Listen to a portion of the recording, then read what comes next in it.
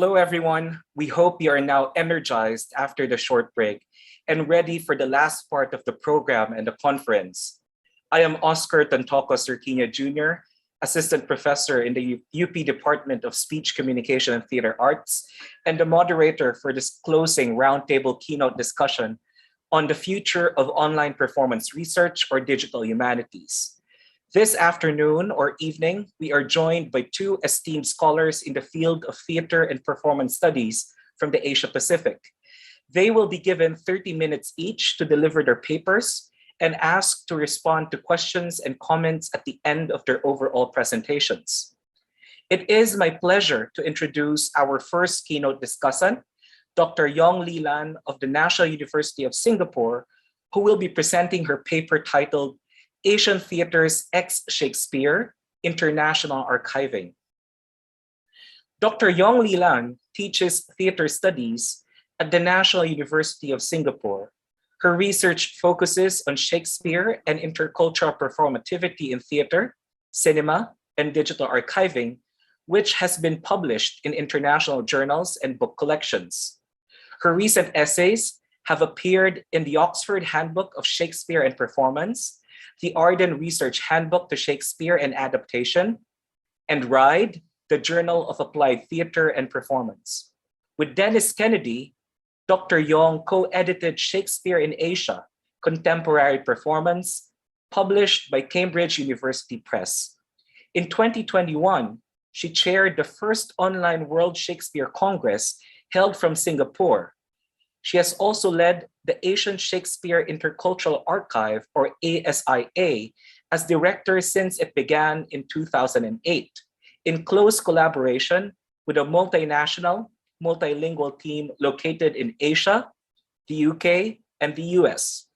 ASIA is accessible through a parallel language interface in English, Chinese, Japanese, and Korean, and currently contains 62 East and Southeast Asian Shakespeare productions in 17 languages. Her paper this afternoon, or this evening, wherever you are in the world, examines the internationalization of Asian theaters through two related means: digital archiving and their practices for Shakespeare. Using the Asian Shakespeare International Archive, or ASIA, as a case study, she aims to review the considerations and implications that the pandemic has brought into view for digital archiving practices in Asian theaters. She will first consider the archiving policies and methods that ASIA adopts and where the emphasis now falls in the new situations that practitioners, students, scholars, and audiences find themselves in. In particular, she will focus on the international collaborations that are foundational to ASIA and on the local contexts from which the archived productions grow.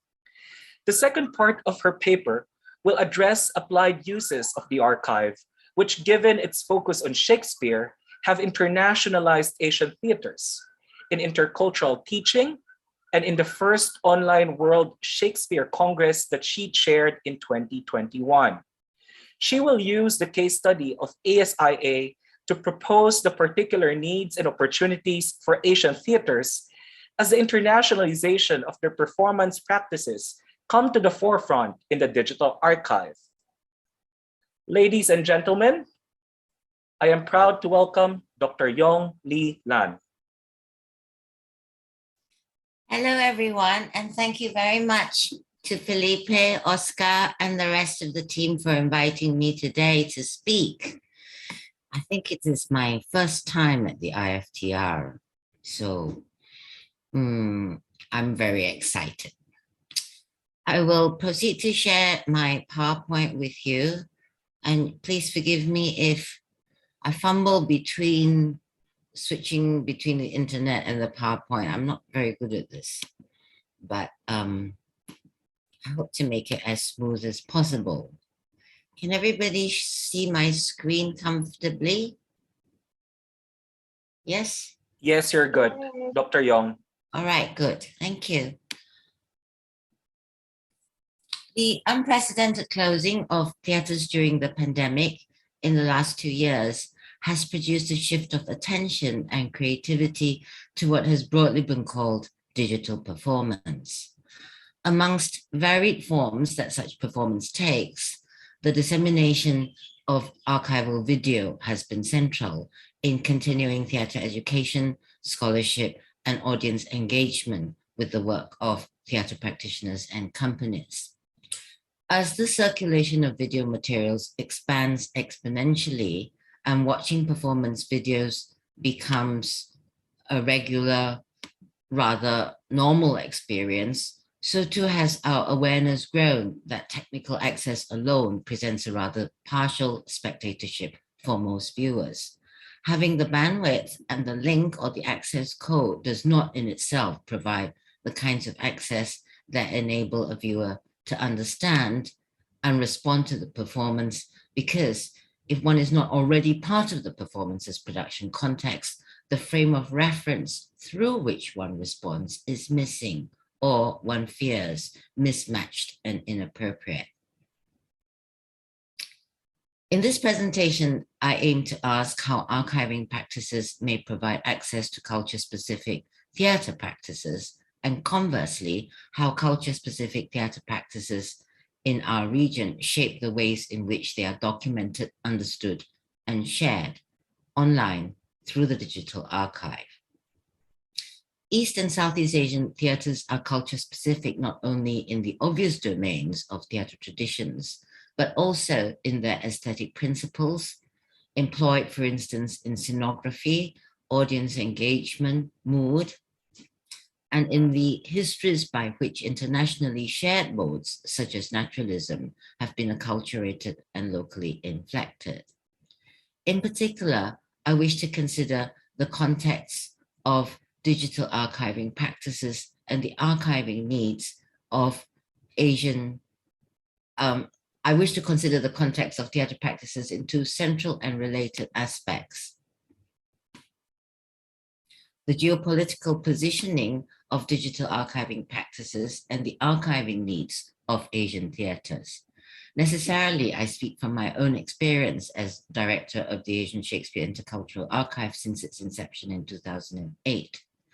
ASIA constitutes a cross-cultural vantage point for archiving Asian theatre practices because its emphasis is not on documenting a set of performance practices defined by a genre or culture, but on the relationships that diverse culture-specific practices form momentarily over a period of time and comparatively with perhaps the most internationalized playwright. The cross-boundary medium of digital archiving on the internet constitutes the terms on which those relationships can be shared, received, and understood. I will speak first about data in ASIA. And maybe I should go backwards. ASIA began as a database project, not a video archive. The objective of Suimatsu, Michiko, Kobayashi Kari, and I was to create a repository of information about performances that Shakespeare performance scholars like ourselves need. This objective responded to our perception as Asian Shakespeare performance scholars that two kinds of overarching knowledge contexts were underdeveloped: the lack of shared knowledge about strategies for adapting Shakespeare's plays to performance in East and Southeast Asian theatres, and thus, B, the lack of discursive and conceptual terms in which to discuss intercultural performance in our region. The purpose of ASIA remains not only one of sharing theatrical strategies by which Shakespeare is transformed on our stages, but also of sharing knowledge about them.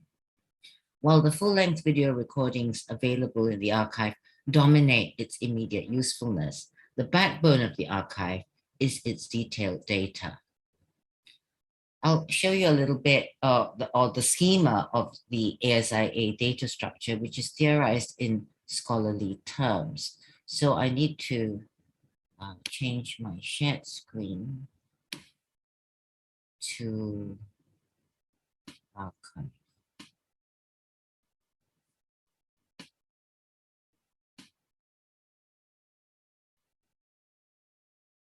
I'm not sure you all have seen the archive before, but I did want to show you that when you log in, you need to choose your language.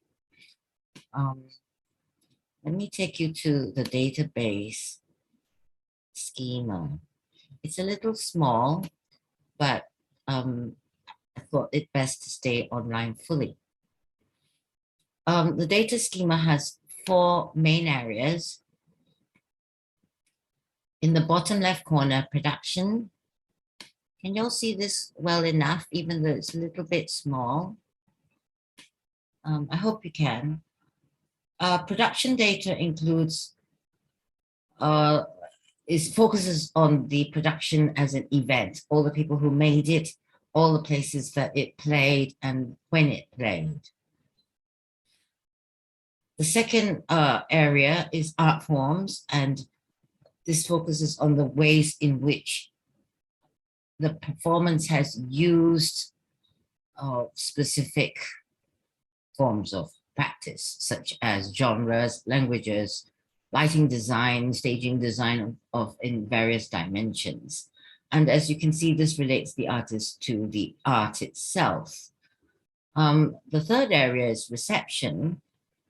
And in reception, we provide data, bibliographic data, on all the kinds of reception that the performance has received, from reviews to blogs to artist interviews and academic articles. Production and reception are obviously contradistinguished against each other. And so they're quite closely related. If you look in production for where production toured to, we try to find reviews where at the places that it toured to. Art forms is internal to the production, but external to the production, we also document carefully points of reference in its context, both to Shakespeare and non-Shakespeare references, such as a political situation that the performance refers to, or the training changes that it is embroiled in for a traditional form like Jingji, for instance. Okay, so roughly that's the data schema, and it does involve quite complex data, which I can show you quickly. I think it's worth showing because it tends to get obscured in the watching of videos. So for instance, if you click on this open envelope, what you will see are the 4 bubbles for the 4 areas, and then you can open various aspects, all the different kinds of information in the production. I should point out that the data is not data on the objects archived, which is the general practice of archives, that they specify when the video was recorded, at which venue, on which date, and what format it came in. We have those too, but our data tends more to act as a bridge between the live performance and the archive. So it includes painstaking information, for instance, on where did the production tour to.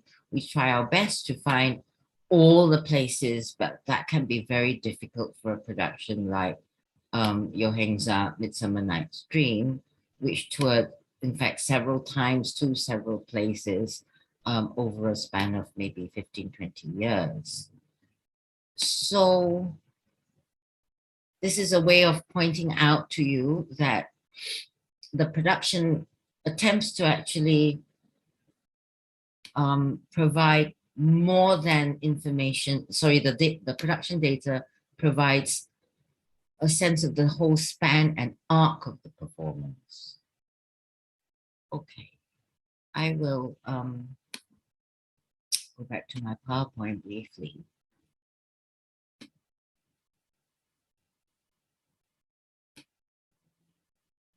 It would be obvious then that the kinds of knowledge that are provided in the data are textual. And so the key consideration is very much what language it should be in. That was perhaps the most difficult and thorny and continues to be a difficult aspect. Because obviously, if we put it, the data is only in English, then all the knowledge funnels into English and doesn't circulate in any other direction.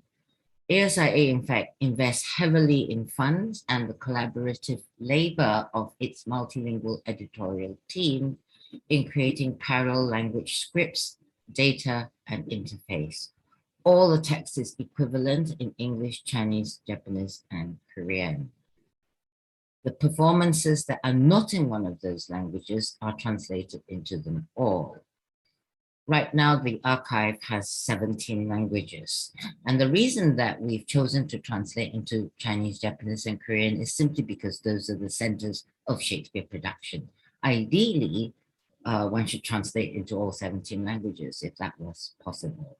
But 4 is already quite tough for us. I'll show you a little bit then of what this entails for the archive watching itself. One sec.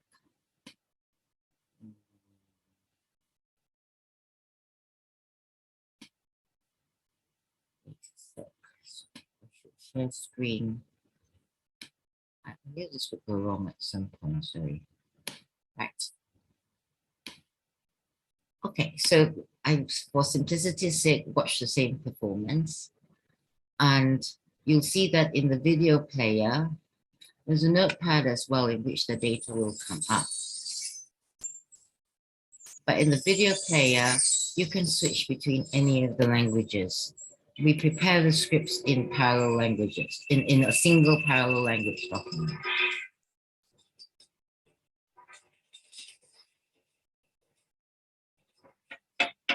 And the editors leave notes, which you can also turn off if they are a nuisance.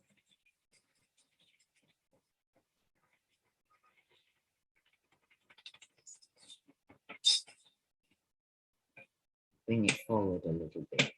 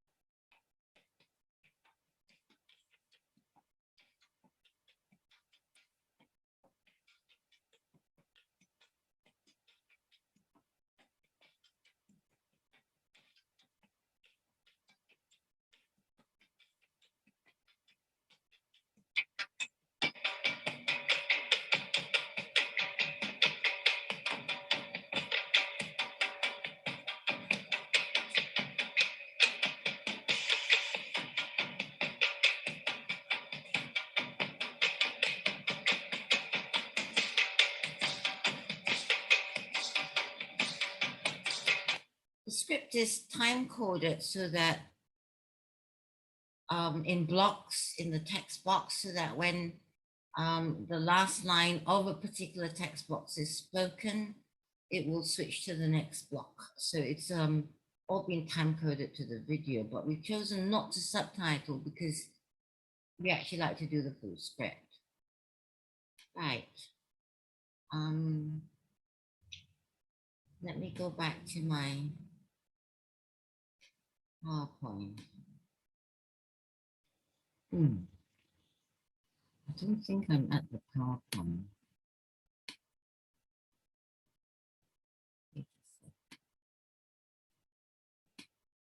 Okay. Sorry.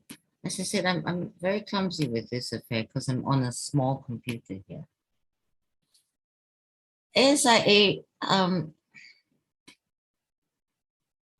regards the script as very important, and the translation is very important, and the rationale is fundamentally an ethos. The importance of the script aligns with the importance of the text in Shakespeare studies, but very often Asian performances of Shakespeare or based on Shakespeare have been watched without paying attention to the text, thinking that if it's not Shakespeare's text, it doesn't matter. Or if it's Shakespeare's text in translation, then it still doesn't matter. And in many ways, there's been an Orientalist tendency to treat non-Anglophone Shakespeare performance in sensory terms. This is understandable because Asian performance brings to the fore music and dance and costume makeup in ways that Anglophone performance of Shakespeare does not. But ASIA attempts to counter that tendency by insisting that people have the script.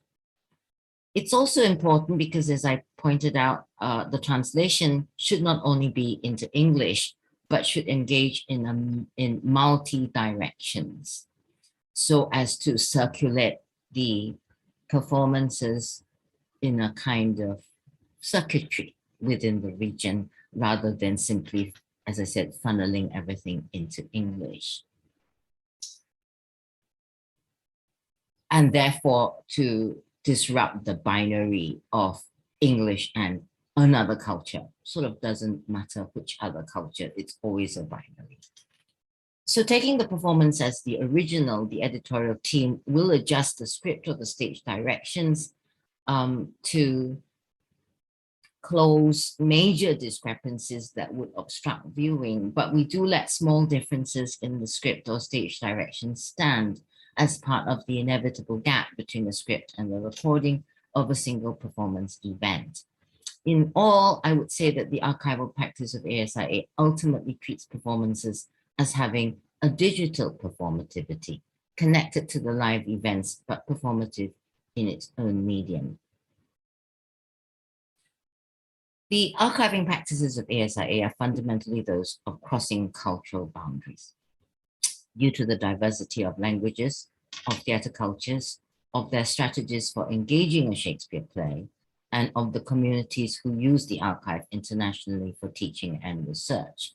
Even for my close partner, Soematsu Michiko, who is the senior data editor, and when she writes parallel data in English and Japanese, I think she faces a challenge of holding together different addressees whose horizons of knowledge differ within the parallel language policies of the archive. So someone who understands both, one of the other data editors who follows English and Japanese, not me, will point out that actually her data entries in English and Japanese are not quite the same. So which should he follow for translating into Chinese? From the specific vantage point of ASIA's practices, a key question that comes into view now for the archiving of Asian theatre on the internet is more pressing than it used to be. How do users contextualize, relate diverse theatre materials, relate to the materials? In other words, what kinds of contextualization, connections, and framing does an archive provide for the cultural specificity of theatre practices? I will spend a little time in the second section on national and local theatre. Many theatre archives are explicitly or implicitly country-specific. That is, they are aimed at documenting a country's theatre history or part of that history. This archiving practice naturally follows from theatre practice. A performance is usually produced primarily, or at least in the first instance, to be attended by its own local audiences. There are notable exceptions, of course, where the boundary for what the archive contains is drawn geographically. The archive is intended primarily for the use of scholars, historians, cultural theorists of that country. and theater practitioners, scholars, students, teachers, general audiences who identify as belonging to that country in some way. This distinction is a primary one for archiving as I see it. It recognizes that knowledge about a country's performances is a discursive formation that is distinct from identifying with and relating to performances as part of one's own locale, as local performance. Naturally, there's considerable overlap between those who study a country's performance and those who regard it as local. Nor is the distinction I'm making one between people who live within a country as nationals or residents and those who are outsiders, though again, there is some overlap. The distinction lies not so much between different groups of people who have interest in consulting the archive as between two modes of knowing about a country's performances, which the same person can inhabit at different times, or perhaps even at the same time. When I consult the archive to find out something about a performance in the context of a country, I'm looking at how it fits or is an exception within an overall picture or framing question. How unique was the music design in this production within Philippine performance at the time? Was it part of a trend or was it an exception? Here, my primary purpose is to find materials to answer a set of questions defined by national boundaries. However, when I consult the archive to know more about something I treat as my own cultural environment, I'm interested in how a performance relates to my own sociocultural positionality. How does its portrayal of Peranakan culture fit with my own sense of being Peranakan? Do I agree with what it is trying to do? In each case, what I focus on as I trace a path through the archive, what I ignore and what I dwell on relates to the set of knowledge questions I come with. Most country-specific archives, I think, would hope to cater to both kinds of quests. Both are vital kinds of knowledge about performances. I draw attention to this distinction between them because the political engagement of archiving a performance or a group of performances that take place within a locale differs depending on whether the framework is national or is local. We might say that the archiving practices follow upon the conceptualization of its boundary. If a performance is part of a national formation, it occupies a certain place in national culture. If a group of performances is archived under the aegis of a national repository, it may be supposed to be representative of typical or characteristic features of performances in that locale. Archives are therefore often said to be canon forming. A national archiving practice necessarily conceptualizes the archive in terms of national history, cultures, and identities, which in turn determines how one documents the documentation of performances. What kinds of documentation? Do you want to take audience census? Do you study the writers? And how do you accord the different kinds of documentation levels of importance?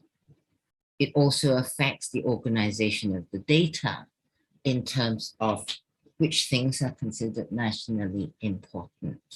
And whether we make subsets in a particular subcategories within a broader category for the database.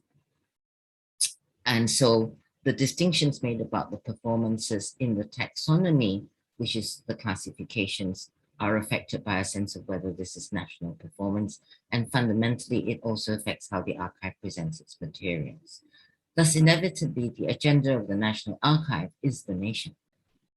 The ways in which knowledge about individual practices and how they are related, the relationality of theatre practices to each other and to other cultural practices of which theatre is a part, form a national theatre history. This is the case even if that history is ideational and not fully realizable in the archive, because we might say the impulse archive is undercurrent is towards representation as or of a whole, On the other hand, if a performance is treated as local, the often unconscious local knowledge it presupposes is much harder to document. It involves assumptions, associations, microhistories, meanings embedded within a local theatre scene that different people have uneven knowledge of and or diverse opinions about. In this sense, archiving local performance corresponds to notions of an experiential and memory archive. But treating the theatre as local also carries the political prerogative of ownership of the right to interpretation within a production context to which one can claim to belong, even as it includes responses that are partisan, defined by what's one's not belonging within a more granular perspective, instinctive, difficult to explain, or less meaningful outside that lived context.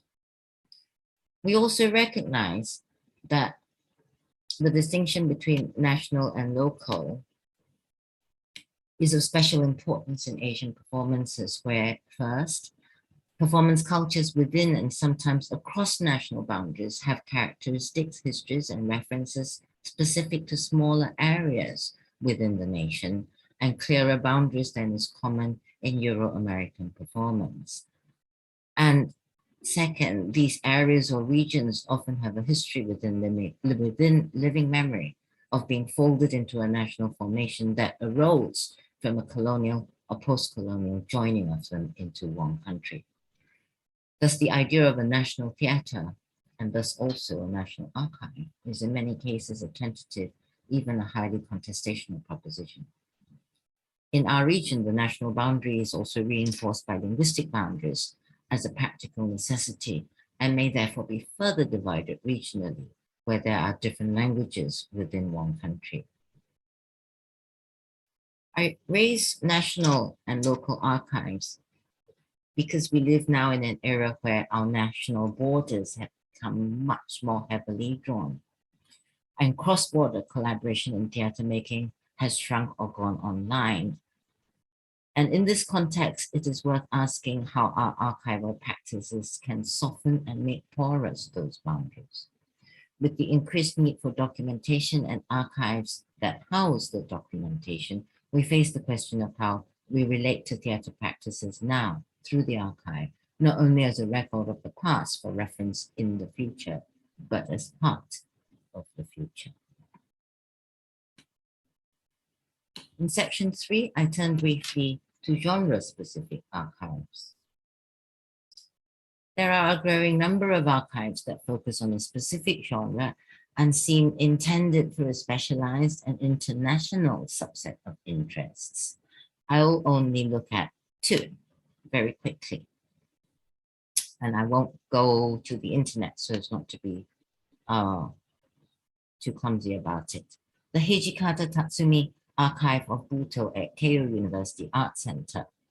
This archive caters to a world community of interest in Buto, making available lectures, hosting events, and providing information on Buto projects. In fostering exchange and innovation in Buto practice and theory, it defines its boundaries first by the user's interest and investment in Buto, and second, by being primarily in Japanese and quite secondarily in English. While the core archival listed materials are only in Japanese, forums and sometimes seminars like the one I'm showing you here that celebrates the 35th anniversary of Hijikata's death are listed and made available in English. This archive therefore still has a center in Japan, around which are layers of accessibility. Materials such as audiovisual recordings, notations, and manuscripts are listed but are not available online. So ultimately, there is a center in Japan, and then there is a website, which has lists in Japanese, and then some of the information is in English. Similar layers of access around a physical site characterize many theatre archives. While this feature is likely due to copyright restrictions, not the maker's choice, necessarily. It manifests the role that archives take on as supporting a community that already exists and is usually geographically defined.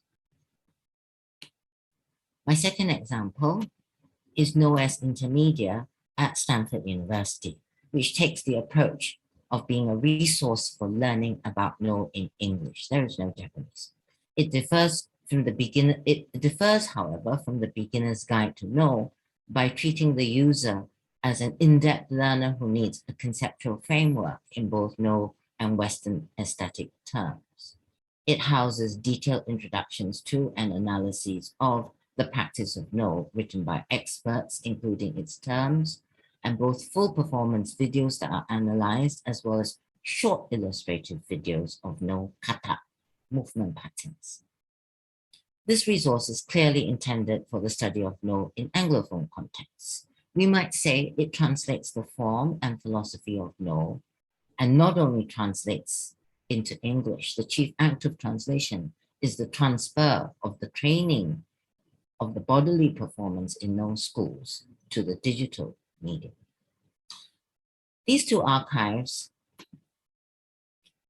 have a specific,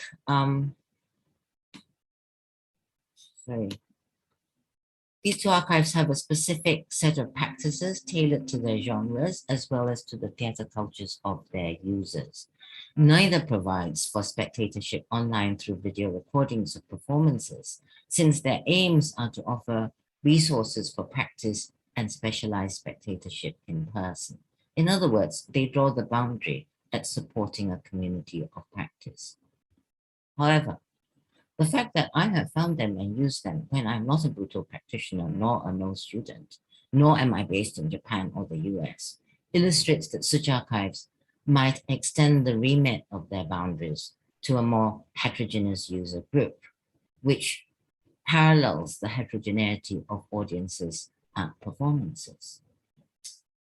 ASIA, no less than these archives, also has delimited its user group by making specific choices, for instance, of not allowing the user to close the script box and watch only the video full screen. I've been asked many times, and every time I think about it, I'm going to say no.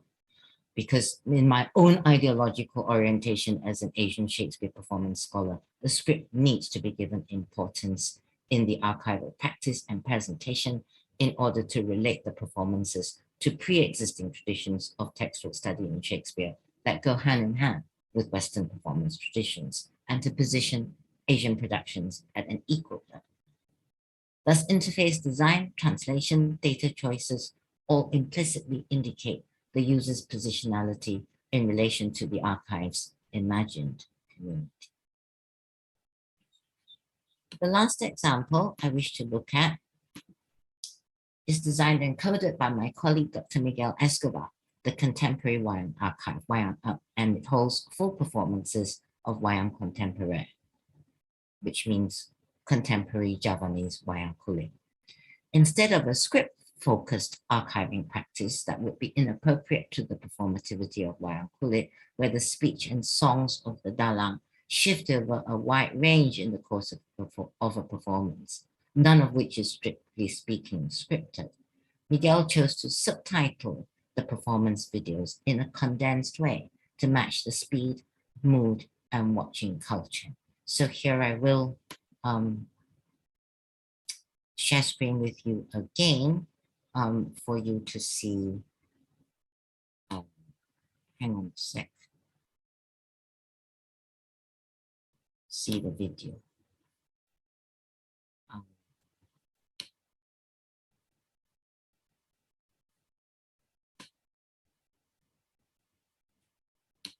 Sec. I shift from ASIA to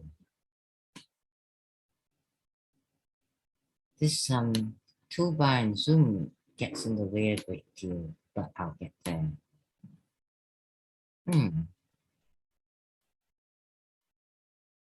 Jenderal Karno, this story dijukut dari from negari Mandura. Today, Inyong arep ngandakna ceritane tentang the mother and the son. The mother ke simbok punya Ibu, si mak lah, mami. Lah kalau desan itu, carana. Ini cerita menceritakan bagaimana hubungan antara mama kelawan anak yang sedemikian erat. Samban barangkali tidak pernah membayangkan.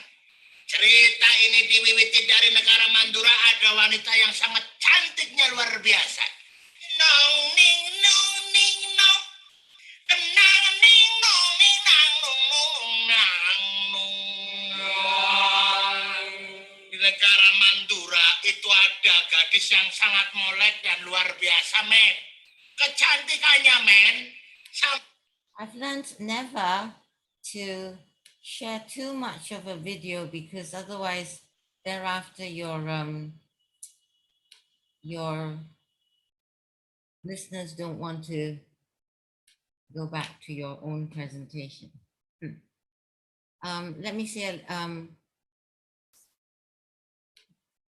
come back then to my, have I managed to, I haven't managed to share the PowerPoint again, have I?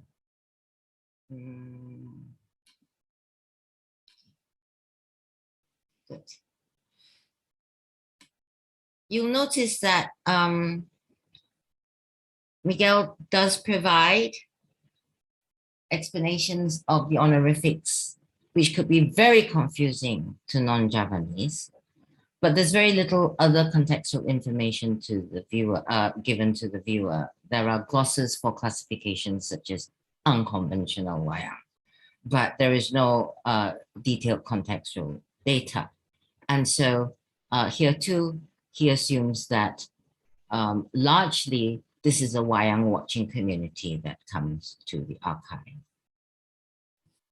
I'll move quickly on now to the my fourth and final section on applications of the archive. I return to my own experience of using ASIA to consider how the archive may be applied in an international context, and I briefly describe two examples that occurred last year. The first is the World Shakespeare Congress, for which I won the bid to hold in Singapore long before the pandemic. Of course, if I'd known there was to be a pandemic, I shouldn't have bid. The WSC is held only every 5 years and had only been held once before in Asia, 30 years earlier in Tokyo in 1991. So it's quite a big event because it happens only once every 5 years, and there are usually 600 to 1,000 delegates from many countries. When it was decided after much reluctance and hesitation that the Congress should go fully online, I had to cancel plans to bring in performances of Asian Shakespeare to Singapore with great regret. However, the first online WSC was also the opportunity to rethink what the WSC could be.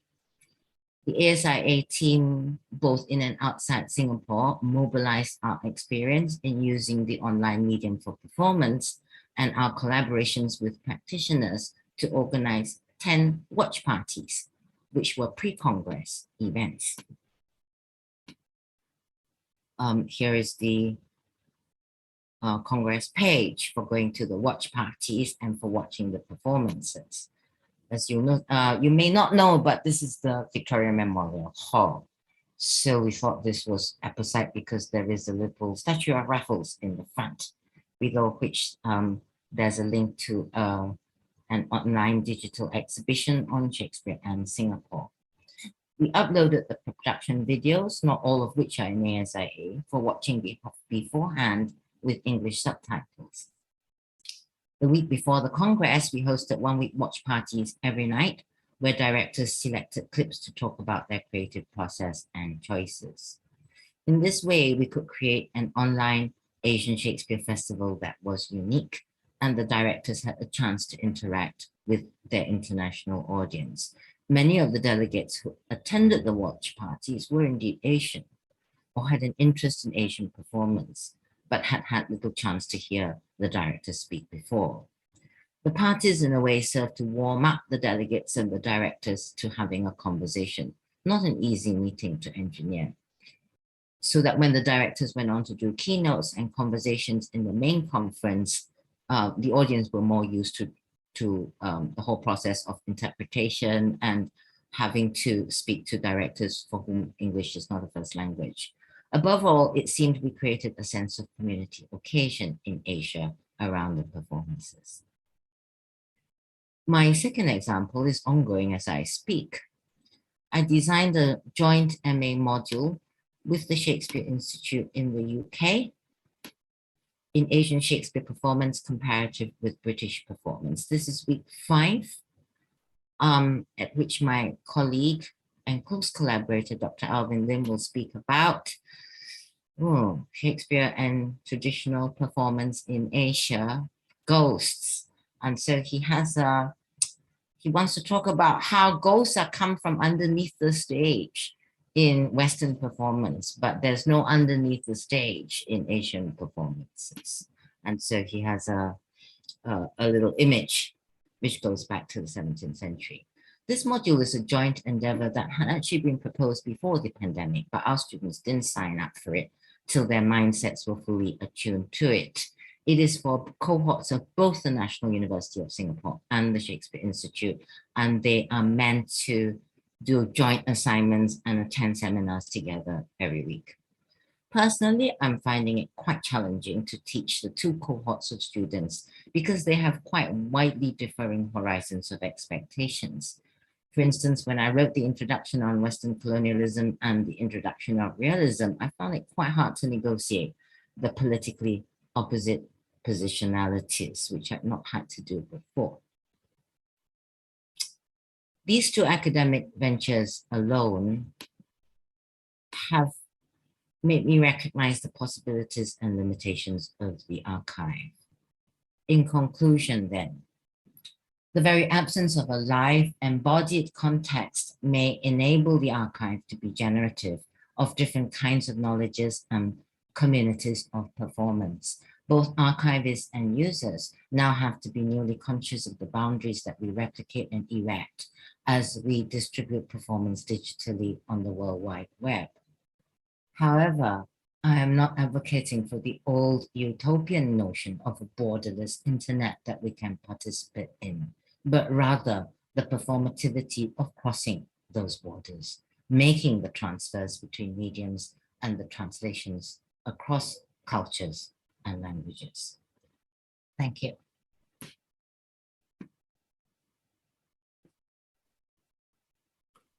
Thank you, Dr. Yong Li Lan, for your fascinating elucidation on the constitution and operation of the Asian Shakespeare Intercultural Archive.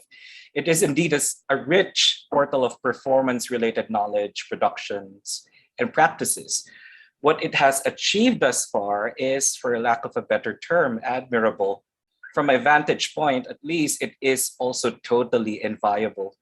I am sure that the presentation has sparked several questions in the minds of our listeners about archiving practices, the nature of archival materials in Asia, and the relationship between archives and repertoires in a highly multilingual and multicultural, therefore performative Asia, specifically its East and Southeast Asian regions. I encourage everyone to reserve their questions and comments and raise them after our second speaker has spoken. In the meantime, let us move on to our second keynote discussant, Dr. Jonathan Bolen, Associate Professor of Theatre and Performance Studies in the School of the Arts and Media at the University of New South Wales, or UNSW, Australia.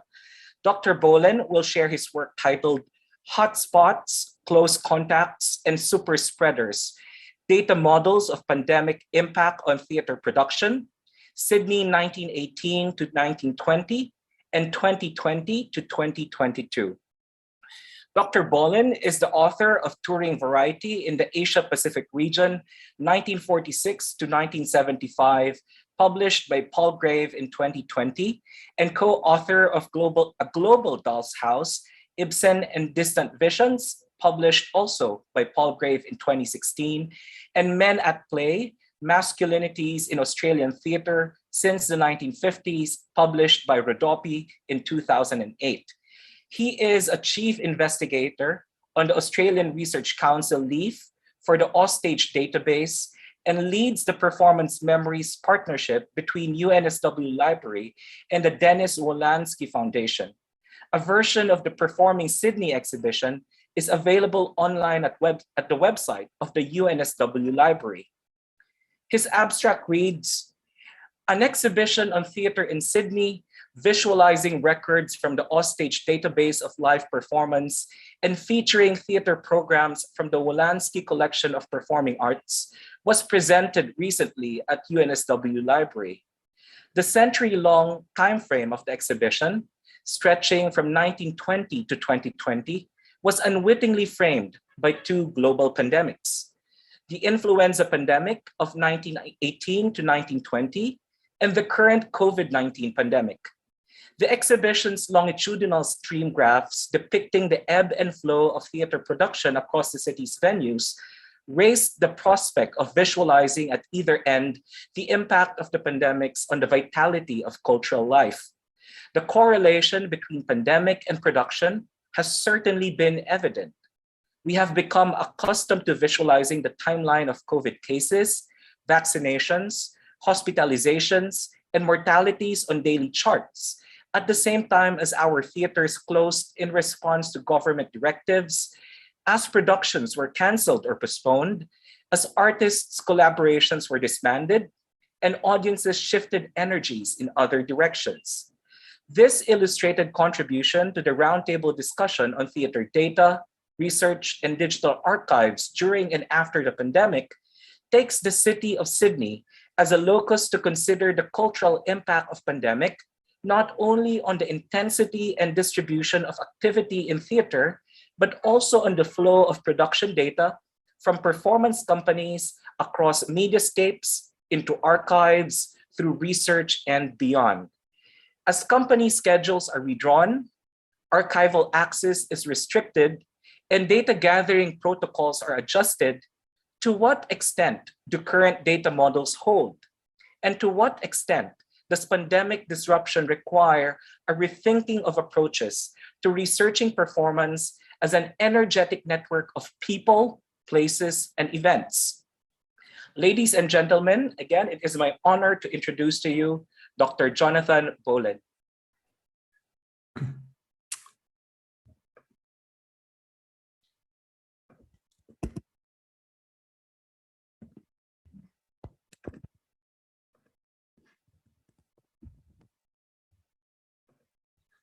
Okay, thank you so much for that introduction, Oscar, and thank you to Professor Sir Anral Tiatko and your colleagues in the Department of Speech Communication and Theatre Arts at the University of the Philippines, Diliman. I'm talking tonight from my home in Redfern, Sydney, which is on Gadigal land, which always was and always will be Aboriginal land. So my respect to the elders of the Gadigal people and to all First Nations and Indigenous people joining us tonight.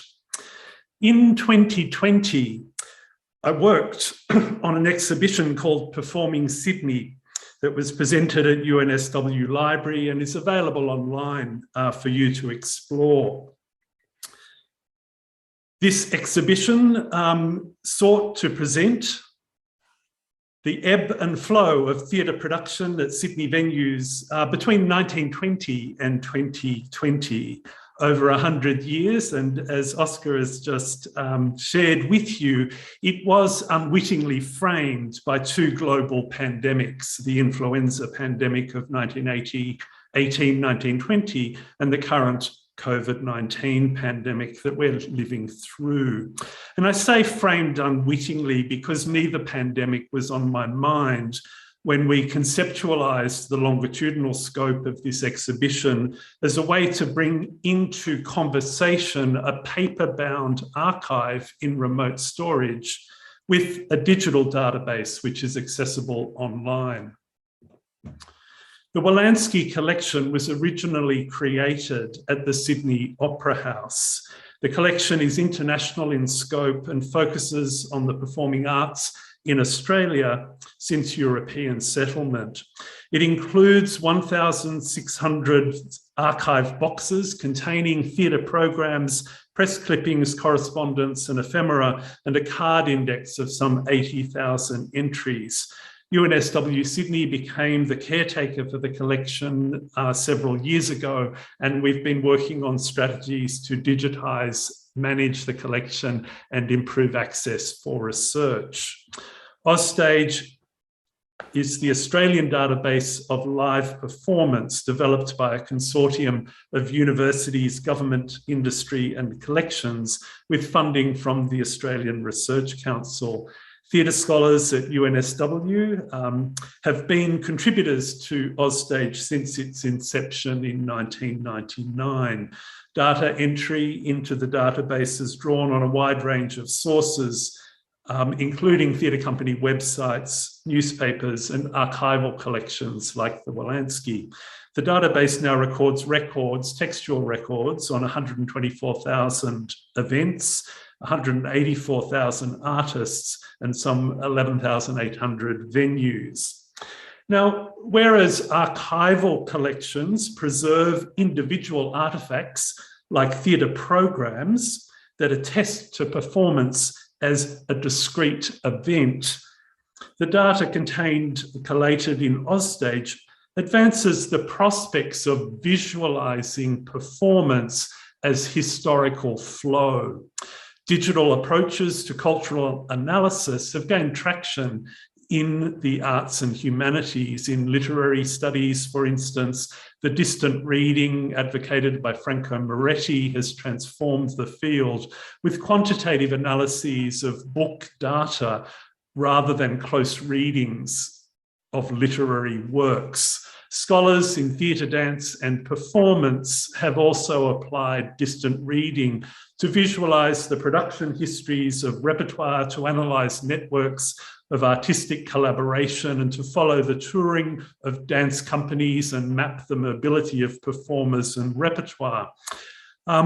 All of this work thoroughly explored by Dr. Yong's colleague, Miguel Escobar Varela, in his wonderful book, Theatre as Data, Computational Journeys into Theatre Research, published last year. For the Performing Sydney exhibition, maps and visualisations of data from Ausstage show where theatres across Sydney were located and when they became active, while theatre programs from the Wolanski collection illustrate what was presented to audiences and how the repertoire in performance has changed over the time. The exhibition revealed longitudinal patterns that challenge assumptions about the metrocentric distribution of theatrical activity, the persistence of repertoire in programming patterns, the significance of Australian works for Indigenous relations, and the return of variety in an aestheticised form. These findings also demonstrate that even as digital coverage grows in extent, integrating access to material archives remains crucial for discovery and understanding. The stream graph that provides a graphic backbone for the exhibition visualises a subset of some 15,000 events at 80 of Sydney's most active theatres on the timeline that stretches from 1920 to 2020. Each venue is depicted by a stream of colour. The more activity at the venue, the thicker the stream for that venue at each point in time. The stream graph represents the volume of production at significant Sydney venues over time as recorded in the Ausstage database. And in outline, it sketches the shape of theatre in Sydney over 100 years, depicting the rise and fall as venues come into prominence and others fade from the scene. Inevitably, the stream graph also raises questions about the forces affecting production. The trend of increasing production over time, over the century, correlates with the growth of Sydney's population. The years of the Second World War are evident as a contraction in production in the early 1940s. But, what about the Depression years of the 1930s or the global financial crisis of the 2000s? And is that contraction at the end of the stream graph evidence of the impact of COVID-19 pandemic? Some caution is called in the drive to interpret the externalities invoked by the visualisation of data. The data set on theatre production in Sydney is extensive, but it's not yet complete.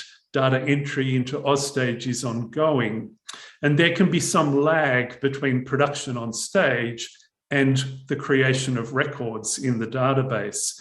It's also taking considerable time to tease apart which productions during the COVID-19 pandemic years were performed, which were announced and then cancelled, which were postponed and rescheduled, and so on. The correlation between pandemic and production has certainly been evident over the last 2 years. We've been accustomed to visualising the timeline of COVID cases, vaccinations, hospitalisations, mortalities in daily charts like these. At the same time as our theatres have closed in response to government directives that tightened restrictions around public gatherings and imposed limits on physical intimacy. The correlation between the progress of the pandemic and the withdrawal of performances, the cancellation of productions, the closures of theatres is immediately intuitive and experienced as a threat. Hence the prospect of visualising the pandemic impact on the vitality of cultural life in the city, not least because the methods we have used to visualise data from Ausstage are also the methods used by epidemiologists and data journalists to chart the pandemic, with charts like these of the recent COVID-19 pandemic in Australia and around the world, or maps like these of the influenza pandemic last century. They make me wonder about our data models and approaches to visualising performance using the same kind of time maps and stream graphs.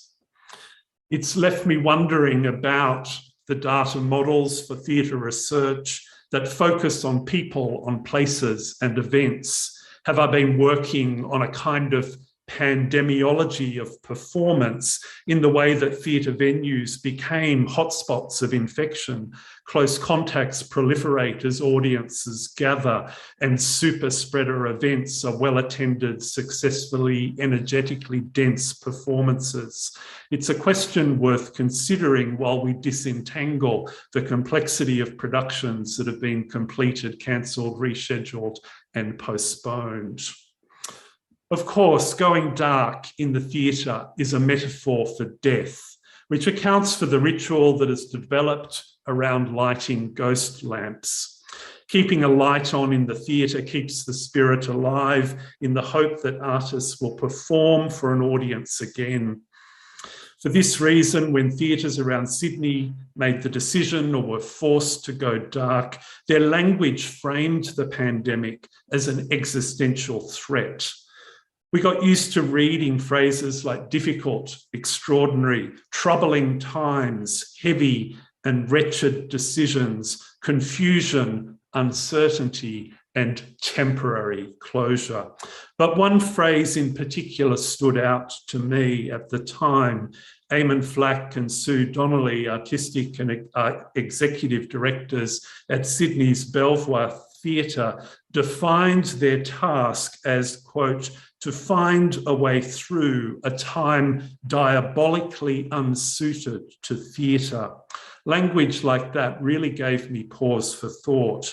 How could I teach performance in a time diabolically unsuited to theatre? Or more critically, had our time itself become unsuited to theatre? Now, the value that this language expresses is familiar to us. It's usually referred to as presence, and we're accustomed in this language to putting a priority on presence, on being together in the same space at the same time. As Peggy Phelan famously put it, performance's only life is in the present. Or is it?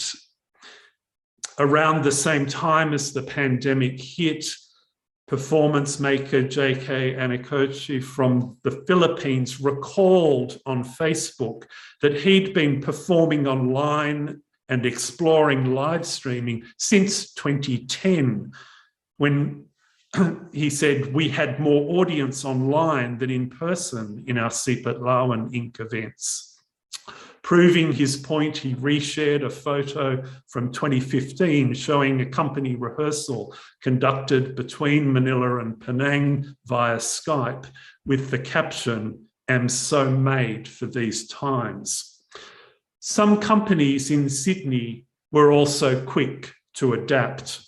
Milk Crate Theatre, whose artistic mission involves changing the story of homelessness, moved their workshops for community artists online with a weekly live stream of video content created by company artists and guests, and a commitment to, quote, staying creative and staying connected.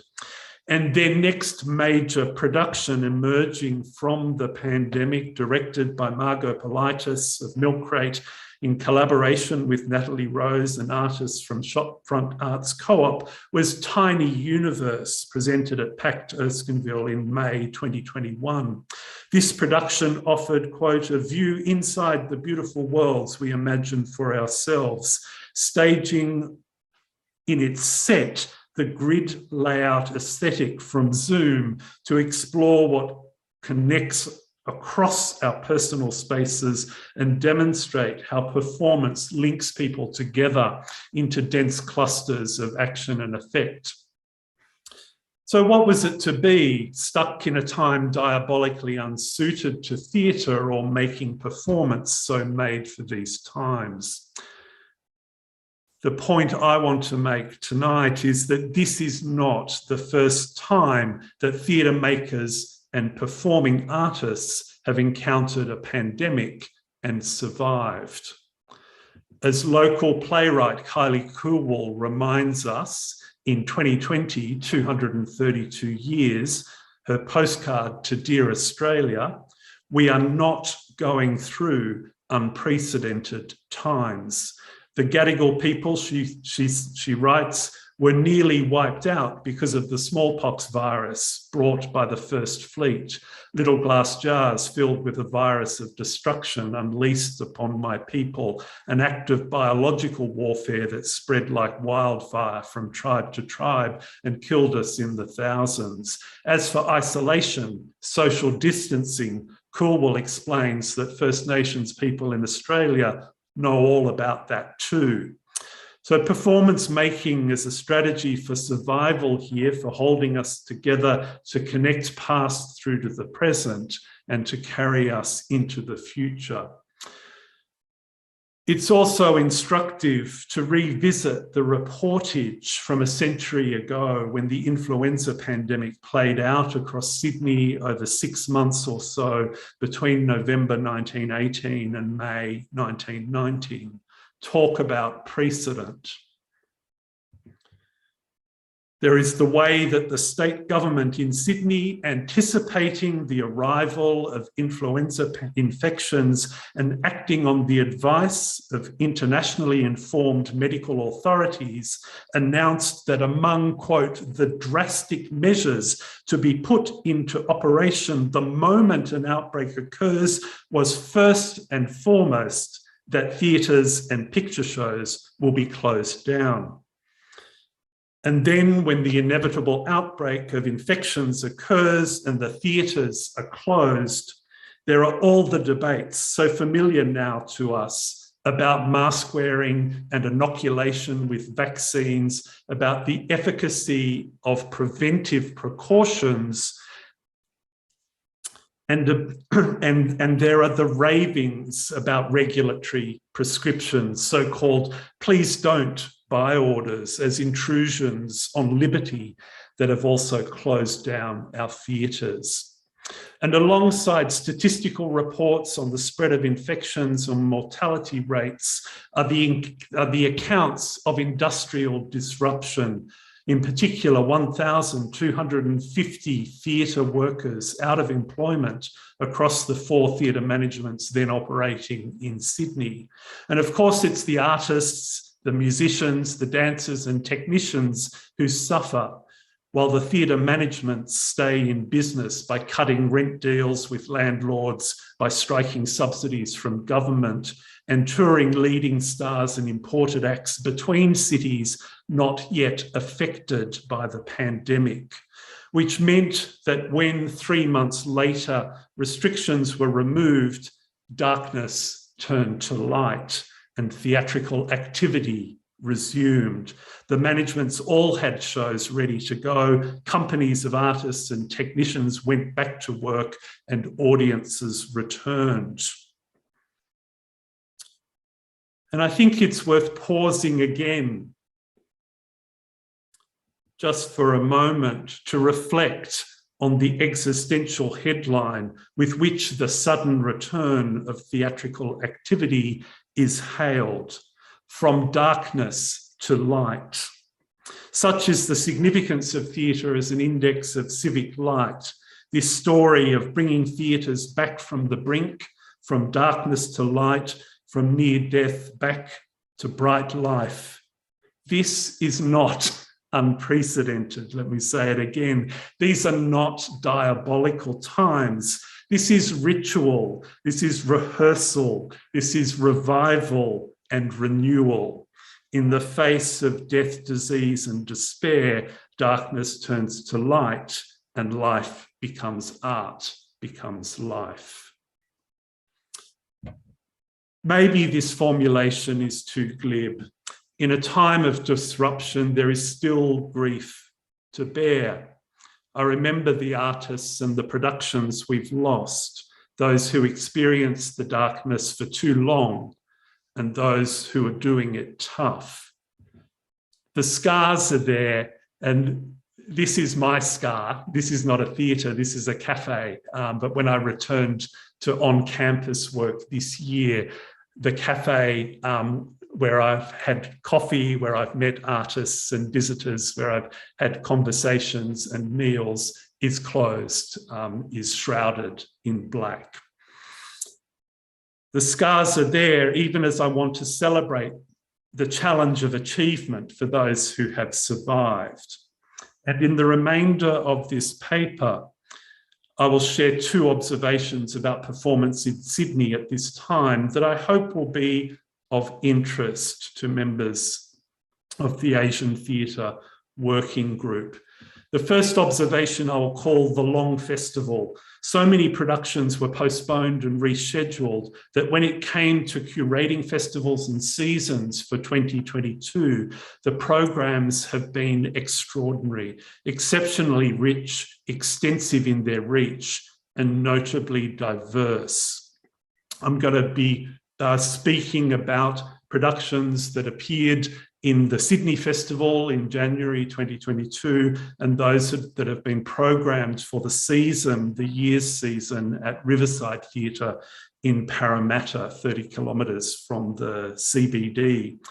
Despite all the travel restrictions, the productions I've chosen to highlight also found ways to trace connections through the city across the country in ways that extend beyond to performance cultures in the Indo-Asia Pacific region. Parahu was a collaboration between Jumadi and Michael Toisuta, 2 Indonesian-born artists who now live in Sydney, with dramaturgy by Lim Hao Nhan. This was traveller's tale storytelling using shadow play and music making to retrace so many journeys by boat between the Indonesian archipelago and the landmass of Australia. It was presented by Contemporary Asian Australian Performance, a company resident at Carriageworks in Sydney, led by writer, broadcaster and theatre maker Annette Chunwa. Its premiere season played at AusAsia Festival in Adelaide in October 2021. And this production's remarkable journey and regional scope remind me how the mobility of experience, embodiment and imagination relayed in performance are stronger than the government-imposed travel restrictions and border patrols that try to secure so-called Fortress Australia.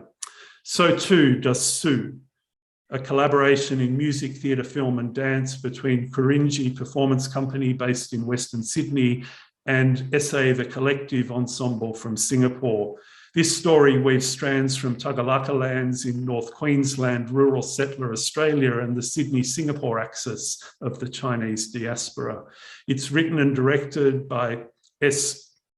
Shaktidaran, used sound recordings and video projections to relay artistic collaborations from Singapore and looks slated to be scheduled for this year's AusAsia Festival. I hope it may also be seen in Singapore. I find it extraordinary that a work of this complexity and scope, which was first presented in 2020 and then presented in a further developed form in 2022, could be conceived, developed, produced amid the pandemic disruption, travel restrictions and social distancing of the last 2 years. Even though the collaborating artists in Singapore weren't present in Sydney, there is a how did they do that dimension to its achievement that's worth learning from. The Sydney Festival did bring international artists to perform in Sydney, including the Javad Alapur Company from the UK, who performed hybrid live online versions of their Rich Kids and developed the first iteration of a new work, Things Hidden, which also was delivered in a hybrid form, playing live to audiences in the theatre and simultaneously experienced as digital streaming in real time. And what intrigues me about this work is not the hybrid mix of live and digital streaming. It's the comment that Alipur left on his website that, quote, after 3 weeks in a rehearsal studio, we presented the first iteration in front of a vibrant, diverse audience with many people from Iranian and Middle Eastern heritage who represent the community in Parramatta, West Sydney, where the show was made. Discovering diversity within the local to drive variety in programming that appeals across the audiences of Sydney has come to the fore during the pandemic years, evident in programming for the year at Parramatta Riverside Theatres, led in large part by Joanne Key as Artistic Director of the National Theatre of Parramatta, and supported through co-productions with other companies that reach audiences across the city. This alignment between theatre production and community diversity in theatre programming is notable in Sydney now for its frequency, prominence and success with audiences. It now seems that curating a festival program and a season of productions in Sydney in these COVID to post-COVID times is to address and engage what I'll call the international within. Of course, this is a much longer story that reaches back through the work, the decades-long work of other companies. But this programming of the international within the long festival is producing very distinctive, effective experiences and audience formations that reviewers are experiencing and reporting. In relation to Sue, a reviewer wrote, the Kurinji performers moved me to tears multiple times as I realised that I'd never been exposed to the blended sounds of instruments of cultural significance harmonising together in that way before. This piece, wrote Maria Herminia Gratterol Garrido, this piece of work can resonate with anyone living in Australia. A performance that brings together artists of Chinese, Aboriginal, Maltese and Sri Lankan descent in Western Sydney also brought together the most diverse audience I have seen in the festival so far. Something similar transpired in the audience of Jurungu Gunga, directed by Dahlia Pigram and Rachel Swain for Marageku, with cultural dramaturgy from First Nations elder Patrick Dodson and Iranian artist activists Beruz Bukhani and Omid Tofigian. It's a dance work, quote, dedicated to those who've died in custody within Australia's carceral border archipelago and to those who have taken their own lives in response to the trauma of incarceration, end of quote. The creative team is assembled with artists from Australia's First Nations, from migrant, refugee, asylum seekers from the Philippine diaspora and invader settler populations, held together over 2 or more disrupted years in a work that devises 3 new genres of dance theatre: straight talk, horrific surrealism, and This Is Australia. And then there's the affect in the audience, who, for Kate Maguire-Rosier, are never just spectators. The audience, she writes, vocalizes our response by snapping our fingers, stomping the floor and yelling words of encouragement, and more common at hip-hop cypher or a voguing ball. Or where the continuing tragedy of inhumanity, as another reviewer wrote, towards the inmates and amongst them in the choreography on stage is disrupted when, quote, individuals dance as they might have once more at home, involving others as they celebrate, which is also when friends and colleagues in the audience whooped their recognition and delight, adding another dimension to the event. We need the politicians to see this, she wrote.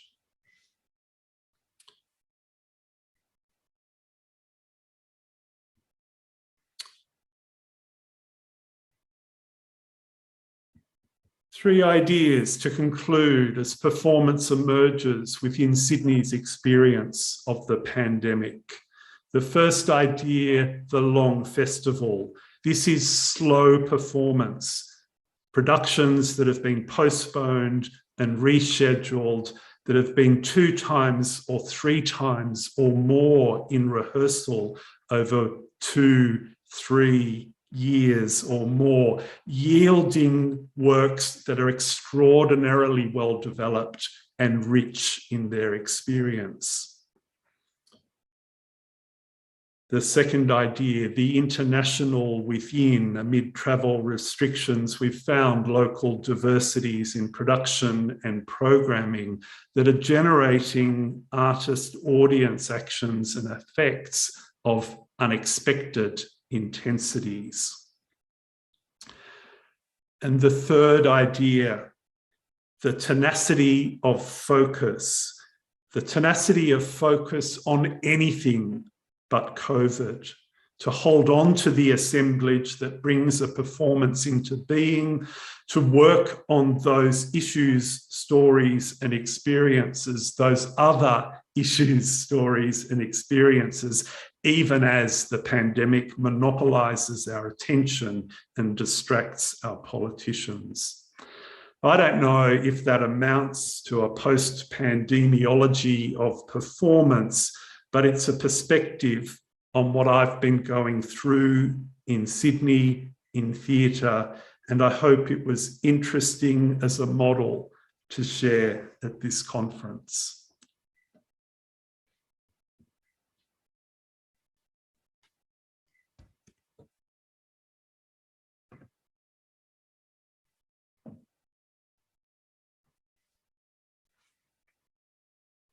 Thank you so much. Thank you so much, Dr. Boland. That was an awe-inspiring presentation, and I think it ties very well, right, to our first keynote speech. Both focus on databases of performance-related archives, not only to preserve archival documents, but also to insist on the longue durée or the recent past of performances that often escapes our attention. Both also show what academics, scholars, and practitioners can learn from archivists, online curators and database directors in terms of contextualizing the social conditions in which performances take place, and perhaps even more importantly, in bringing into view the longer and more complicated history that can help us ground and make sense of our present. As Dr. Bolin said, we are not going through unprecedented times, right? We suffered in the past, yet also survived. These initiatives, ASIA and Offstage and the Offstage database of live performances, may be alienating to a number of Filipinos in the virtual room today, but I think we can learn so much, right, about archiving, about memory, about persistence, right, from what you guys have presented. So guys, let us give our keynote speakers a virtual round of applause. And I think at this stage, we would like to thank Dr. Yong and Dr. Bolin and invite them, right? Invite them to our Q&A. If you have questions for the panelists or insights you wish to share with the body, kindly send us your name and affiliation via the Zoom chat so we can properly address you. If you wish to ask questions or share insights anonymously, you may send us a message via the Zoom chat so we can read it on your behalf. Anyone?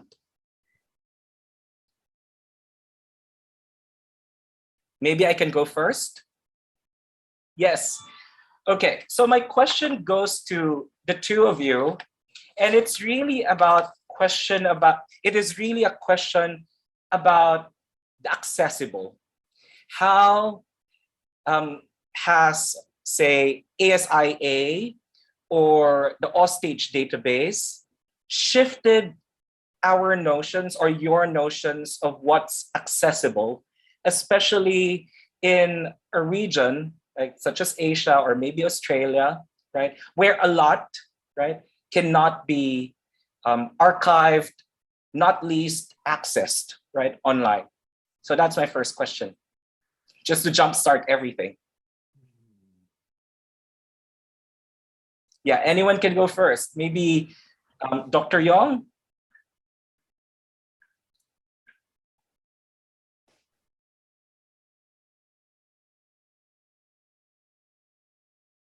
If I'm not wrong, you're asking about what we understand by accessibility, especially when not everything can be archived. Yes, yes. I think, Dr. Yong, I'm also interested in the nature of what is considered accessible, right? So, like... Well, I think I was trying to tackle the accessibility that goes past technical accessibility, where you've got a link and you can watch, you know. I frequently, my students say, or a colleague says, but they're laughing and I don't know why they're laughing. And I understand that that won't translate no matter though the script is translated and the data is there. Yeah. So what doesn't translate is the contextual sense of meaning, humor, reference. So I think I was trying to look at how those really constitute a kind of boundary, but that it can be crossed. It can be crossed. And yet one also accepts that watching from a different position with a different frame of reference, it's not a blank, it's maybe a different set of references, then you will find it accessible in your own terms as well. It will remind you of something. I'm frequently shocked that people say this reminds me of something else. Because accessibility is very variable, and it's very, there are many layers to it, is also what I was trying to say. Many of the archives performances are not accessible to me. I'm not Korean or Japanese. I don't speak any of the languages in the archive except English. So I wonder sometimes, how I lead it, except with a great deal of collaboration. But we are very used to crossing the boundaries. And I think that's what I was trying to imply, was that we should make it possible as archives. And it's not an easy access. You have to work at it a bit, both as archivist and as user, but it's part of how performance performs in that medium, in short.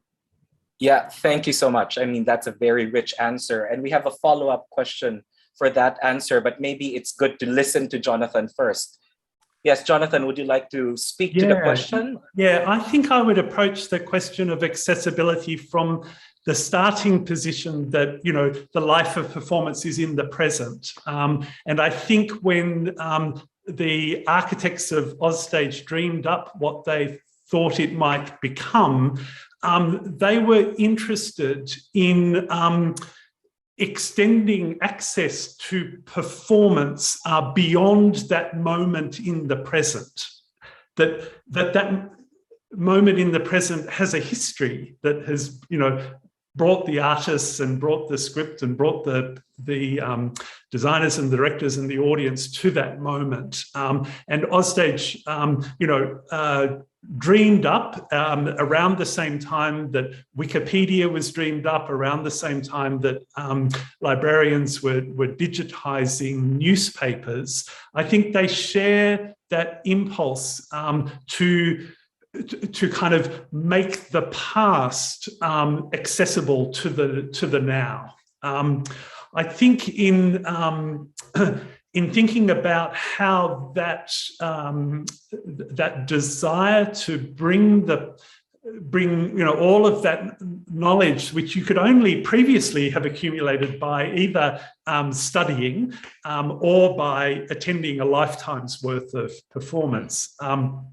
That desire to kind of extend beyond that, to make you know, the full rich history and heritage of the performing arts accessible to the now. I think it's formed in different moments, and different moments have different conceptions that come to be locked in or defining of the approach that they take. And it's been very interesting for me to observe just how the kind of text-focused approach that was dreamed up for Ozstage in the 1990s, how that plays out alongside the work that Dr. Yong and her colleagues have been doing, which, as she said, has evolved around digital video and contextualizing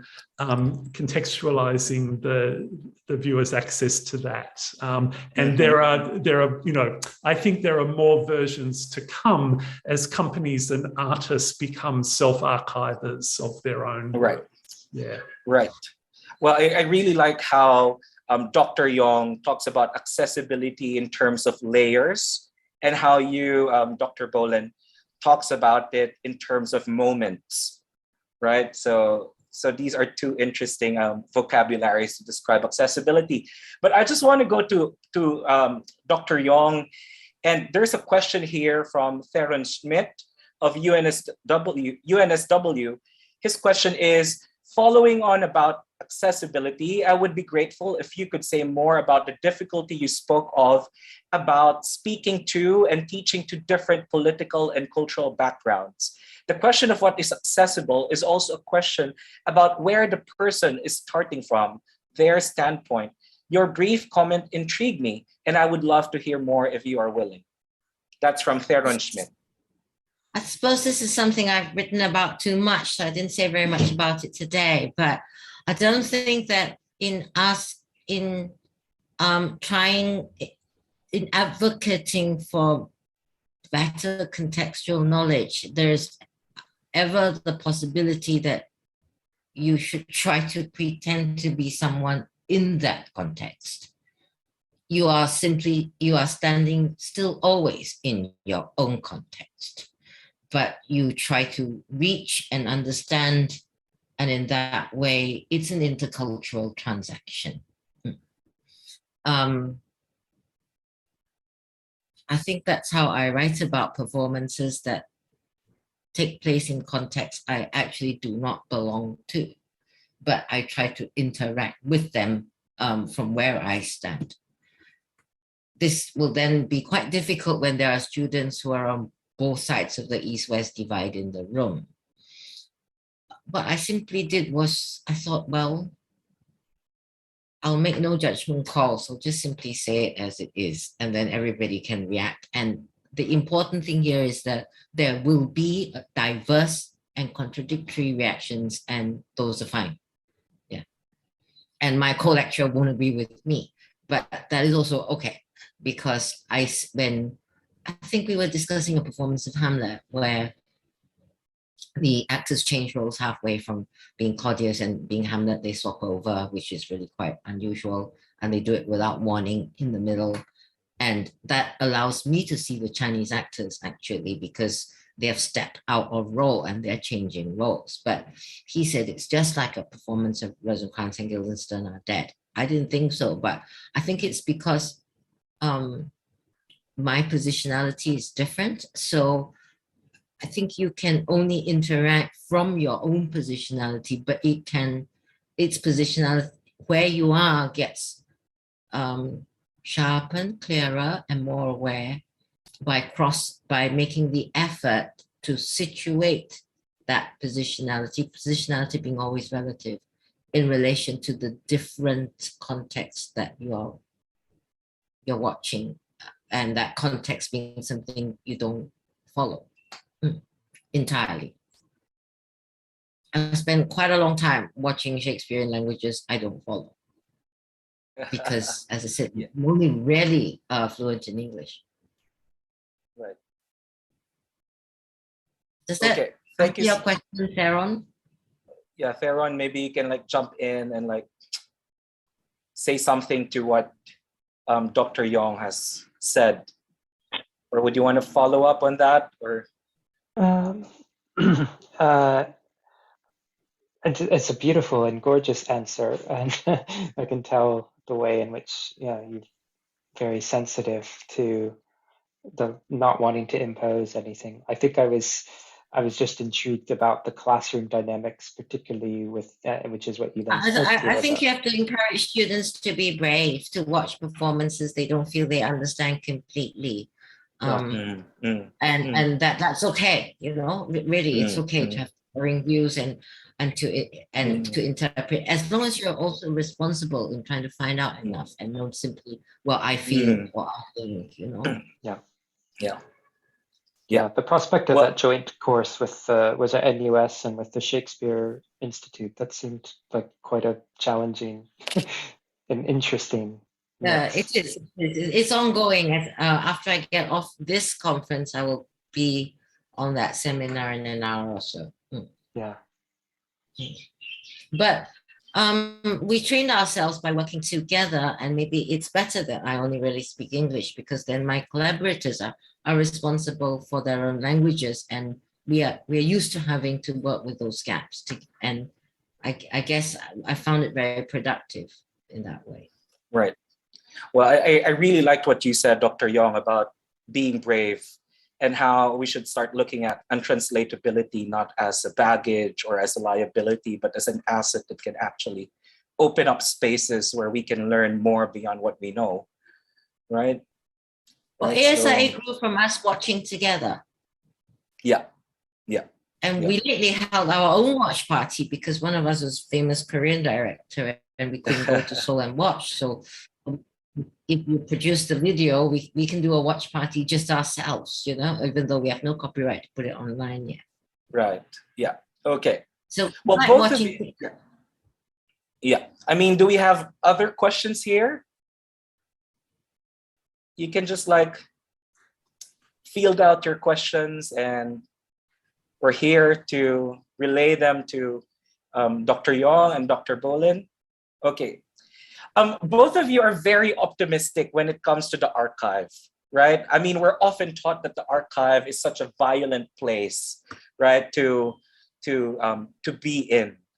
The archive as a place is often seen as a point of exclusion. But the two of you are looking at the archive with so much optimism or like faith, right? Could you like expound more where this optimism about the archive, especially at this time of COVID-19, right, is coming from? I have a very complicated answer to this question. Yeah, we like complications. Jonathan, yeah. Go for it. I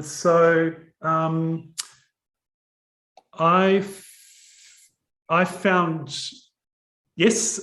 hope in understanding that this is not the first time this has happened. Like the archive helped me to put what we were going through in a broader, longitudinal, let's think about this not as individual productions or individual artists or companies, but the long durée of the theatre that flows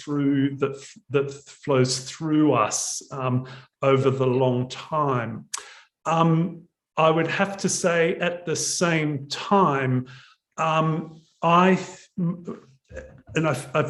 felt this in working on this paper. I feel like I want to spend time in the theatre. I don't want to go back to the archive. I'm not ready to go back to the archive yet. There's too much good work going on. It's too interesting at the moment. And the kind of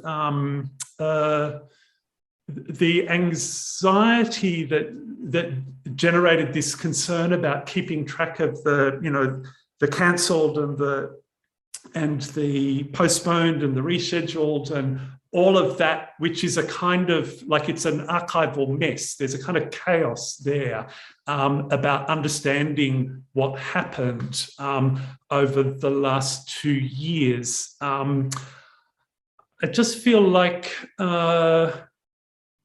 I want to swing the balance in the other direction. Here's just an anecdote to finish this off. I was at a symposium called Silences of the Archive a couple of weeks ago, and a very highly regarded conservator was talking about the need for, if we were going to archive a dance, we would need to teach the archivist how to dance. And I thought, well, yes, absolutely, I agree. What a charming idea. But hang on, don't we have dance companies? Can't we teach the dancers the dance? And aren't our dance companies and theatre companies and performance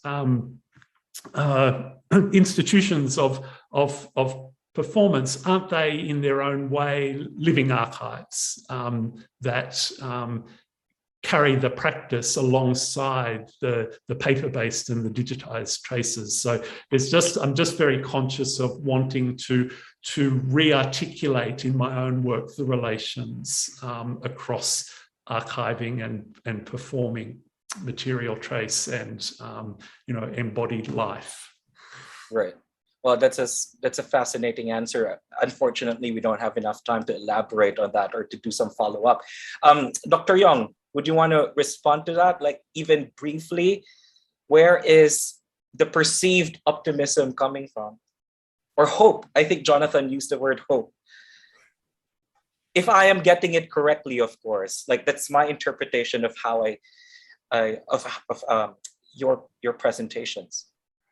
I have to confess, I was probably, ASIA was less disrupted in its work than almost anything else, because we work digitally online across the world all the time. We're used to calculating time differences. We set meetings currently where we work 2-3 nights a week together online. And so we were used to it. And in a way, we were heartened to see it become so much more useful, whereas archives had been considered something in the background. Suddenly, the usage went up by 250%. It became important that we provided resources for and people understood that documentation was important and that it was possible to watch in another medium. So Okay. I guess the positiveness comes in short from the fact that I think the performativity works. I think it could always work better, but it works. It's not a substitute. If I had the choice, I would see the performance live and on the archive, because it does different things and I learn different things from it. Lovely. Thank you. We don't have enough time, but I just want to read the final question that's been sent to me. And this is, this is one from Jerwell Kanha from the UP Open University. And the question is, which starts with a comment: I totally love the idea of doing digital archives, which would make previous performances and cultural assets more accessible to a wider population. The concern I have is putting this on a digital platform exposes these from any unauthorized usage and or reproduction. It may also expose these from other digital security threats. How can we protect these wonderful works from all of these threats? Yeah. It's a bit like not catching a virus. It's quite difficult to make sure because you can put quite a bit of security in place, but if someone's determined to, they can get past that security. We make it difficult, but we don't, I mean, we can't make it impossible. But I would say that as actually that threat seems less and less a worry in the early days. I should add that ASIA has never paid copyright. Everything was given free. Otherwise, we couldn't afford it. But all its holdings are free. And in a sense, one respects that generosity and honors that intention to share. One of the reasons that we can't expand to South Asia, for instance, is it has a very different attitude towards sharing. It's a very different culture of sharing completely. So it becomes very difficult.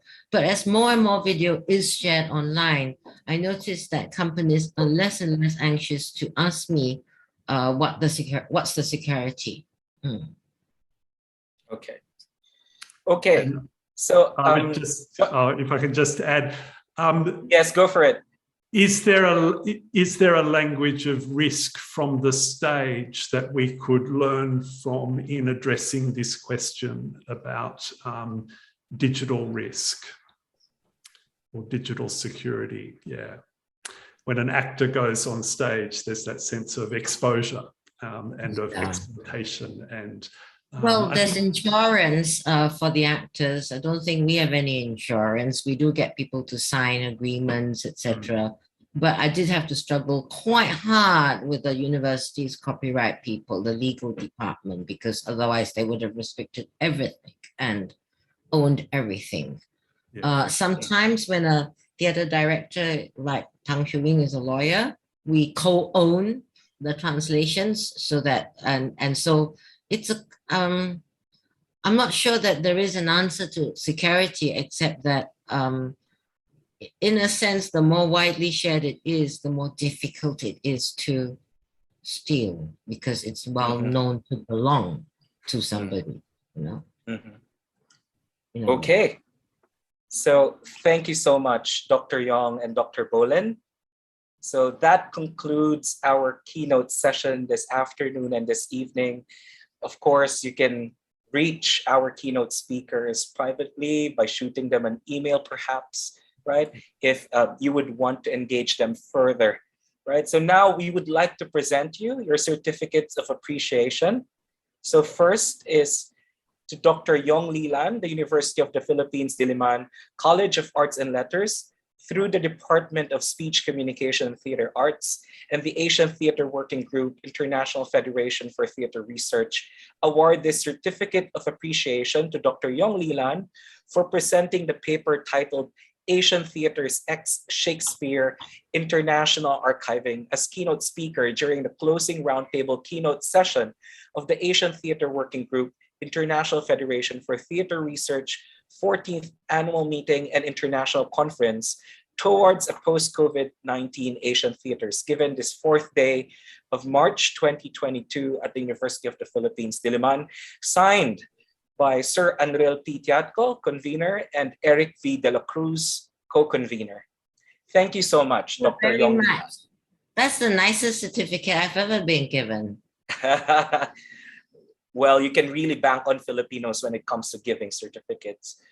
Okay, the next one is the University of the Philippines, Diliman College of Arts and Letters, through the Department of Speech, Communication, Theater Arts, and the Asian Theater Working Group International Federation for Theater Research, award a certificate of appreciation to Dr. Jonathan Bolin for presenting the paper titled Hotspots, Close Contacts, and Super Spreaders, Data Models of Pandemic Impact on Theater Production, Sydney 1918 to 1920 and 2020 to 2022, as keynote speaker during the closing roundtable keynote session of the Asian Theater Working Group, International Federation for Theater Research, 14th Annual Meeting and International Conference towards a post-COVID-19 Asian theaters.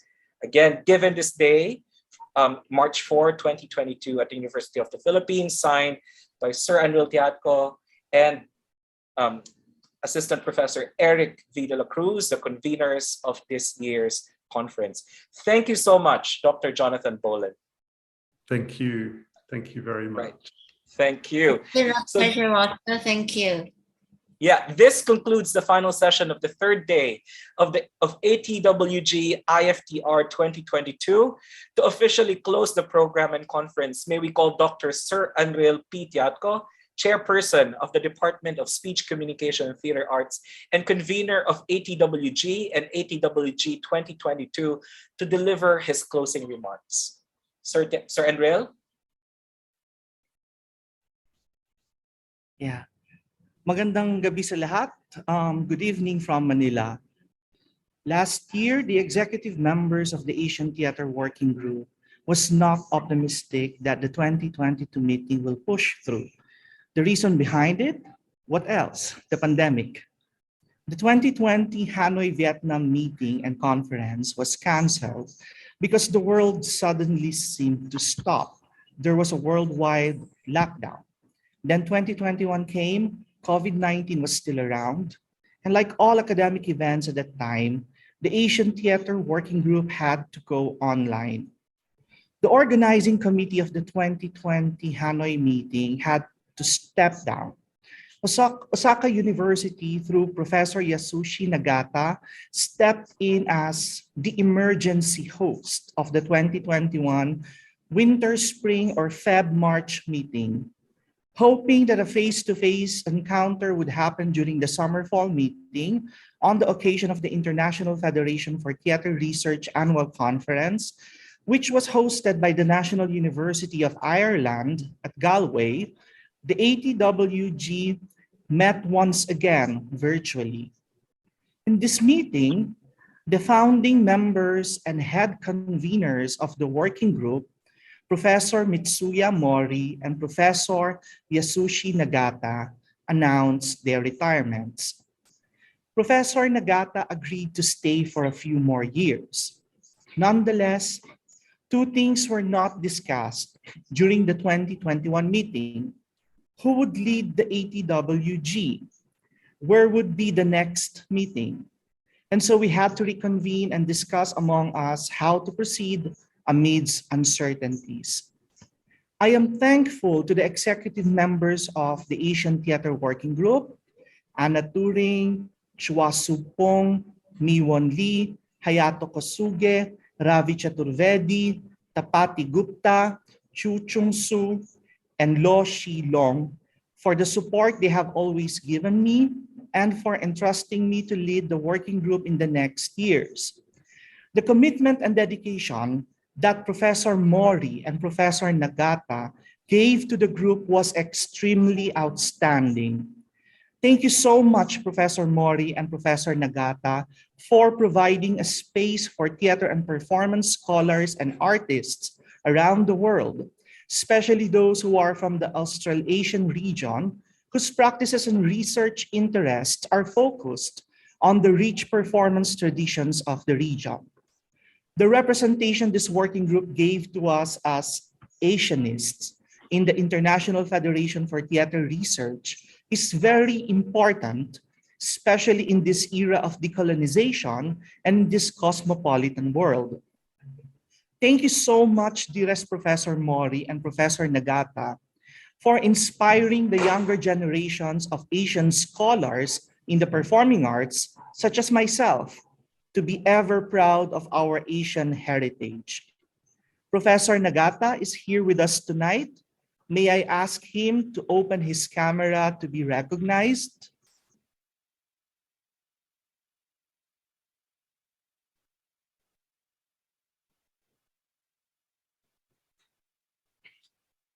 I believe Professor Nagata is here. Thank you. Thank you so much, Professor. Thank you so much. Yeah.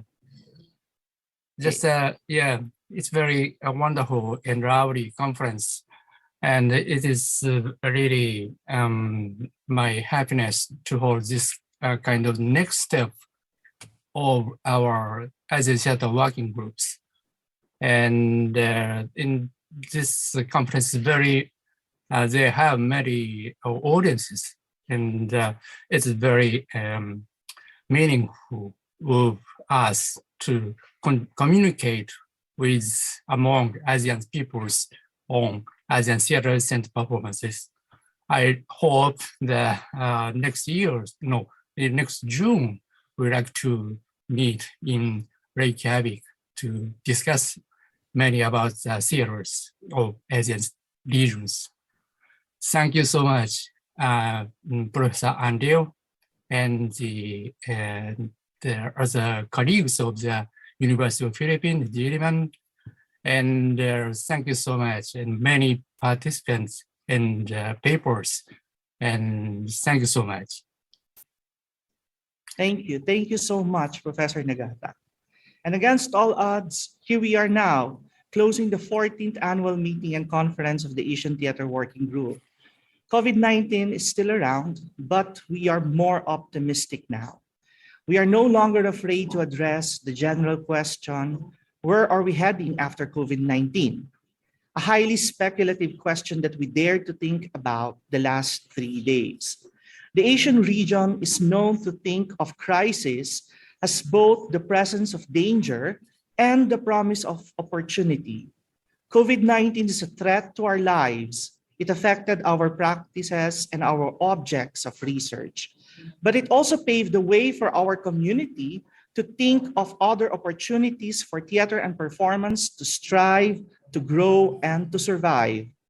The conference never intended to prescribe where or how the future of Asian theaters will look like, but it was intended to open up conversations, incubate ideas, and strengthen the bond of the community. We might be coming from different performance traditions, varied circumstances, and strategies to cope. But one thing definitely keeps us together: the way we celebrate and honor our Australasian heritage.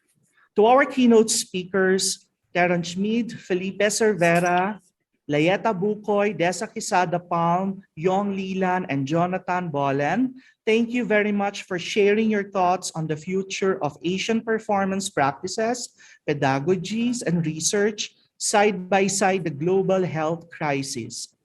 To our feature performances, Dumaguete City's youth advocates through the theater arts, Teatrong Mulat ng Pilipinas, and later PJ Rebolida, thank you for embodying the opportunity of doing performance amidst the presence of quote-unquote danger. To all presenters, thank you for contributing to the realization of the future of Asian theaters post-COVID-19 era. To our delegates, thank you for generously spending time with us and for actively participating in the inquiry of the future of Asian theaters after the pandemic in the past 3 days. Before I finally introduce the closing performance and bid farewell to everyone, please allow me to call the team behind this conference. If this were a normal conference, I would just ask them to stand to be recognized. But under this alternative normal, I think they deserve to be called individually. So as I call each member, please turn on your camera, show yourself, and wave to everyone to be recognized. Let me start with our student volunteers. Dana May Sumalabe, Christine Torres, Tu Jung Lee, Francesca Cuenca, Marian Lanada, Aliana Crisostomo, I, Queenie Linson, and Jetria Kayanan. Our administrative support team, Jenny Agu Alvanis and Dayan Canave. Our production crew, or the amazing people behind the computers, Jeremy Cabansag, Lijan Balagtas, Paulo Fontilla, Camilo de Guzman, Alpolin Grace Peña, and Bojo Barnes, head of the production crew. And my fellow convening team members, Junes Crisostomo Pilario. Where is Junes? There is Junes. David Esguera, Jonas Gabriel Garcia, Davidson Oliveros, Giancarlo Pagunaling, Christine Joy Magpayo, Mariel Justine Sumilong, and of course, my co-convener, Eric De La Cruz.